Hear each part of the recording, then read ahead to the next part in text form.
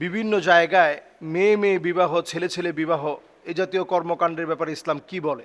শাহবাগেও সমকামিতা নিয়ে তারা তাদের বৈধতা চায় এবং তারা স্বাধীনভাবে এখানে প্রোগ্রাম, স্বাধীনভাবে তারা তাদের এজেন্ডাকে ছড়িয়ে দিতে চায়, এজেন্ডা ছড়িয়ে দেওয়ার মধ্য দিয়ে তারা স্বাধীনতা লাভ করতে চায়। এবং এটি এতটা বেড়ে গিয়েছে প্রতিষ্ঠানে, এটা এমন একটা দুশ্মনী আল্লাহ রাব্বুল আলামিনের সৃষ্টির সঙ্গে, সৃষ্টির সৌন্দর্য আর বৈচিত্র্যের এতটা বিপরীত, এতটা সাংঘর্ষিক। নবী করিম সাল্লাল্লাহু আলাইহি ওয়াসাল্লাম হাদিসের মধ্যে পরিষ্কার বলছেন, এখানে আল ফাইল ওয়াল মাফউল, যিনি এই কাজে সম্পৃক্ত হবেন, যদি উভয়জন সম্মত হয় তাহলে উভয়জনকে হত্যা করে মেরে ফেলতে হবে, ডাইরেক্ট মেরে ফেলতে হবে। ইসলামের শাস্তি হচ্ছে এদেরকে পুড়িয়ে মেরে ফেলতে হবে। এতটা জঘন্য অপরাধ এটি।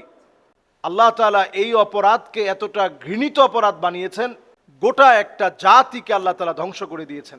আমার মোবাইলে সেই ভিডিওগুলো আছে জর্ডানের, যদি আপনাদেরকে আমি দেখাতে পারতাম। জর্ডানের সেই ভিডিওগুলো দেখলে আপনারা অবাক হয়ে যেতেন। আল্লাহ তাআলা যখন লূত আলাইহিস সালাতু ওয়াস সালামকে শাস্তি দিচ্ছিলেন, সেই শাস্তি দেওয়াকালীন সময়ে আল্লাহ রাব্বুল ইজ্জাতুল জালাল উনার স্ত্রী শুধু পিছনের দিকে যখন তাকিয়ে দেখতেছিল যে আযাবের ভয়াবহতা কেমন, তো আল্লাহ তাআলা তাকেও পাকড়াও করে ফেললেন। এবং সেটা এখনও ভিডিও আকারে রয়েছে। এলাকার লোকজন, জনশ্রুতিতে এই কথা আছে যে আল্লাহ তাআলা তখন পাথর বানিয়ে দিয়েছিলেন, এই পাথরটা হুবহু এখনও দাঁড়িয়ে আছে। বিষয়টা এমন হতেও পারে, নাও হতে পারে। আমি শুধু এই বিষয়টা আনলাম এই জন্য, আপনাদেরকে বোঝানোর জন্য এই বিষয়টা আনলাম যে আমরা এটাকে হালকা মনে করি। এখন দেখা যায় অনেক মেয়েদের কাছ থেকে সাংবাদিক সাক্ষাৎকার নিচ্ছে, বলতেছে আমার ওইরকম কোনো আগ্রহ নেই, এই জন্য আমি আমার এক বান্ধবীকে একসঙ্গে আমরা থাকি, এটাকে সহজভাবে নিচ্ছে। এই রেইনবো কমিউনিটি, এদেরকে নিয়ে কথা বলা যায় না নানা কারণে, এবং তাদের কমিউনিটিটা এত স্ট্রং হয়ে যাচ্ছে সারা ওয়ার্ল্ডে। এখন আপনি দেখবেন বুরুজ আল খালিফে যান, দুবাই যান, সেখানে ছেলে ছেলে একসঙ্গে তারা হাঁটছে, হাতের মধ্যে তাদের বেসটা রয়েছে, এই যে ব্যাসলাইট যেটা পরা আছে, অথবা পিঠের মধ্যে একটা ব্যাগ নেওয়া আছে, দুইজনের ব্যাগ এক। মানুষ দেখলেই বুঝবে যে এটা রেইনবো কমিউনিটি তাদেরকে, তাদের দাওয়াতকে ছড়িয়ে দিচ্ছে, তাদের এজেন্ডা বাস্তবায়ন করছে। আমাদের দেশে আমরা ছোট ছোট বাচ্চাদেরকে পুষ্টি খাওয়াই, আপনারা ওই পুষ্টির গায়ে একটা সিম্বল দেখবেন, ওইখানে দেখবেন রেইনবো কমিউনিটির সেই সিম্বলটা পুষ্টির মধ্যে রয়েছে। আমরা ছোট ছোট বাচ্চারা সিসিমপুর কার্টুন দেখি, ওই কার্টুনের উপরে দেখবেন রেইনবো কমিউনিটির সেই সিম্বলটা দেওয়া আছে। বাংলাদেশের আপনি রন্ধ্রে রন্ধ্রে তাকায় দেখবেন ছোটবেলা থেকেই এটাকে একেবারে সহজ করা হচ্ছে, যাতে করে সহজলব্ধ হতে হতে হতে হতে আলেমরা বললে কেউ যেন না শুনে যে এটা তো কোনো অবাস্তব কোনো কিছু না, এটা তো খুবই সিম্পল একটা বিষয়। অনেক জায়গায় দেখবেন ছেলেরা লিখে রাখে শি অ্যান্ড মি, আপনি চিন্তা করতে পারেন, এই যে লিখে রাখছে, আপনি মনে করছেন এটা স্বাভাবিক, এটা লিখতে পারে, তার একটা স্ট্যাটাস দেওয়ার স্বাধীনতা আছে।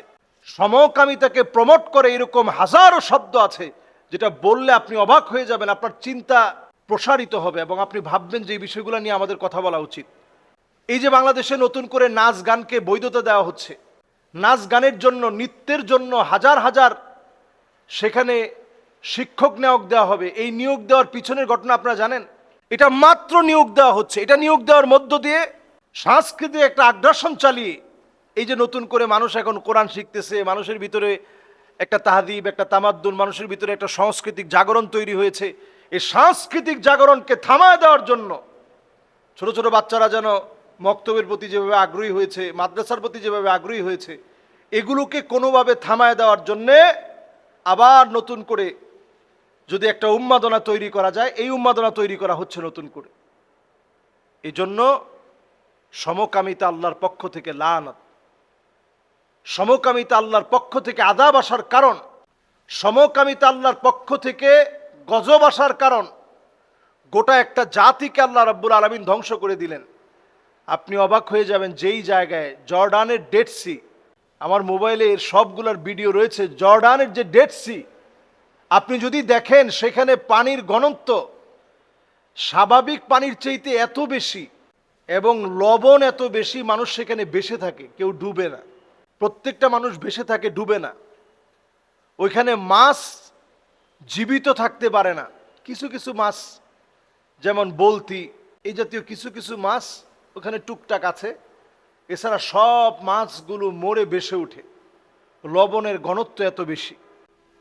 ওই জায়গাতে এখনো এর লেয়ারগুলো নিয়ে যখন ভূতত্ত্ববিদেরা গবেষণা করেছে, তারা ছোট ছোট ছোট ছোট বিভিন্ন আসবাবপত্র তারা খুঁজে খুঁজে বের করেছে। হাজার হাজার বছর আগে আল্লাহ তাআলা গোটা একটা জাতিকে শুধুমাত্র ধ্বংস করে না, উল্টায় দিয়েছে শুধু এই অপরাধের কারণে। এই অপরাধ এখন আমাদের মাঝে আবার মহামারী আকার ধারণ করার আগেই সন্তানদেরকে অধিকার নিশ্চিত করেন।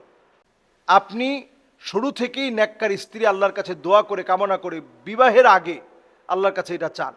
দ্বিতীয় নাম্বারে ছোটবেলাতেই সন্তানকে সুন্দর একটা নাম রেখে দেন। তৃতীয় নাম্বারে এই সন্তানকে ছোটবেলা থেকে আল্লাহকে চিনান, আল্লাহ তাআলাকে চিনান, তাওহীদের জ্ঞান শিক্ষা দেন। এটা সন্তানের অধিকার। এই অধিকারগুলো যদি না দেন আমাদের এই সন্তানগুলো হারিয়ে যাবে। আজকে এত এত পরিমাণ বাজেট এটার জন্য দেওয়া হচ্ছে শুধু প্রমোট করার জন্য, যাতে করে একটা পৃথিবীর হিস্ট্রিকে ধ্বংস করে দেওয়া যায় এবং মুসলমানদের মুসলমানিত্ব ধ্বংস করার জন্য সমকামিতাই যথেষ্ট। এই জন্য ইসলাম এ ব্যাপারে অত্যন্ত কঠোর। এটা শাস্তি হচ্ছে মৃত্যুদণ্ড। সুতরাং আমাদের দেশে এই বিষয়গুলো আসা দরকার। বাংলাদেশ যেহেতু একটা মুসলিম দেশ, দ্বিতীয় বৃহত্তর মুসলিম দেশ হিসেবে বাংলাদেশে এইগুলোর আইন হওয়া দরকার। এগুলো খুব মারাত্মক পর্যায়ে যাওয়ার আগে আমি তুরস্কে গিয়েছি, সেখানে এই কথা একেবারে স্পষ্ট আমার চোখে দেখেছি। বড় বড় মসজিদ, ব্লু মস্ক, আয়া সুফিয়া মস্ক, এরকম বড় বড় মসজিদের সামনে আমি দেখেছি যে ছেলে ছেলে বসা, জোড়ায় জোড়ায় ছেলে ছেলে বসা, মেয়ে মেয়ে বসা। এগুলোকে পৃথিবীব্যাপী মুসলমানদের ঈমান ধ্বংস করার জন্য যে জায়গায় একটু সুযোগ পায় তারা সেই জায়গায় কিন্তু এগুলোকে ঢুকিয়ে দেয়। এজন্য এখন থেকে যদি আমরা সজাগ না হই, একটা সময় বেপরোয়া অবস্থায় চলে যাবে। অলরেডি তারা এখন বেপরোয়া হয়ে যাচ্ছে। শাহবাগ সহ বিভিন্ন জায়গায় তারা বিভিন্ন সময় আন্দোলন করতেছে তাদের স্বাধীনতার জন্য। তাদের স্বাধীনতাটা কি? সুতরাং আমরা প্রত্যেকে আমাদের সন্তানদের ব্যাপারে সজাগ হই এবং এই জাতীয় কর্মকাণ্ড হলে সহস্তে এটার মধ্যে বাধা দিতে হবে। যে জায়গায় হবে ওই জায়গার লোকেরা বাধা দিবেন, রাষ্ট্রীয়ভাবে প্রশাসন থেকে বাধার সৃষ্টি করেন। এগুলোকে উন্মুক্ত করে দিলে আল্লাহর আসমান থেকে আযাব আসবে। কোরআনুল কারীম আল্লাহ তাআলা বলছেন, কুল হুয়াল কাদিরু আলা আন ইয়াবআসা আলাইকুম আযাবাম মিন ফাওকিকুম, আযাব আসবে উপরের দিক থেকে, আও মিন তাহতি আরজুলিকুম, পায়ের নিচ থেকে আযাব আসবে, আপনি টিকতে পারবেন না। আল্লাহর আযাব তো আপনার টিকার কোনো সম্ভাবনা নাই। হাদিসের মধ্যে আসছে ফালিয়ারতাকিবু ইনদা যালিকা রিহান হামরা। এরপরে নবীজি সাল্লাল্লাহু আলাইহি সাল্লাম বলছেন জালজালা খাসফান ওয়া মাসখা, চতুর্দিকে ভূমিকম্প হবে। এই যে পৃথিবীর রেক্টর স্কেলগুলোতে ভূমিকম্পের পরিমাণ শুধু বেড়েই যাচ্ছে বেড়েই যাচ্ছে, এর কারণ কিন্তু সমকামিতা। এই পৃথিবীর ভিতরে আমরা দেখতে পাচ্ছি ক্রমশ এই পৃথিবীর ভিতরে একটার দুইটা না, ভূমিধস হচ্ছে, একটার পর একটা ভূমিধস হচ্ছে। এগুলো কেন হচ্ছে? এই জন্য হচ্ছে কারণ আমরা ক্রমশ এই অন্যায়গুলোর দিকে আমরা হাঁটছি। আল্লাহ তাআলা আমাদেরকে হেফাজত করুক, এই ভয়াবহতা থেকে আল্লাহ তাআলা আমাদেরকে বাঁচিয়ে দিক। আসসালামু আলাইকুম ওয়া রাহমাতুল্লাহি ওয়া বারাকাতুহু।